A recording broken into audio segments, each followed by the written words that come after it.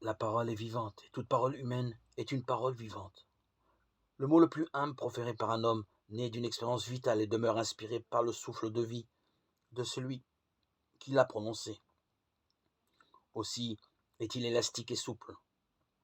Le même mot peut exprimer des nuances diverses et nous interpeller à plusieurs niveaux.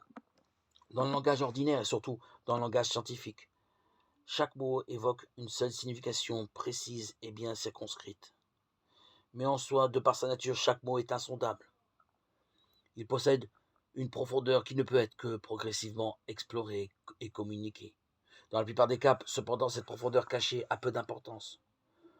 Pour plus de clarté, il est même souhaitable que les tonalités inconscientes du mot vibrent le moins possible.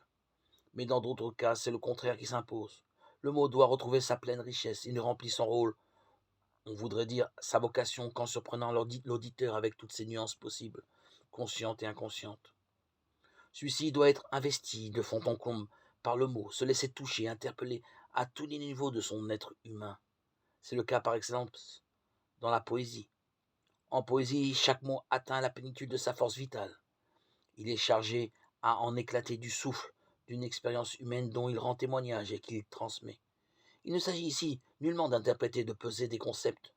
Le mot prégnant de vie est en effet capable de susciter une vie nouvelle en quiconque lui prête une silencieuse docilité.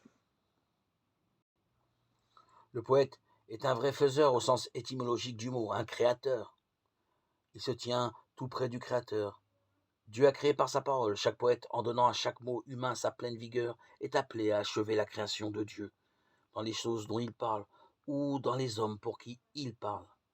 Parce que toute parole d'homme a quelque chose à faire avec la parole créatrice. Tout poème est proche de la prière. Toute parole est ainsi appelée à devenir prière. Je voudrais aimer si profondément les mots que chacun me devint une prière. Le dernier fruit, le fruit le plus mûr d'une parole loin au-delà de tout poème, c'est finalement une prière.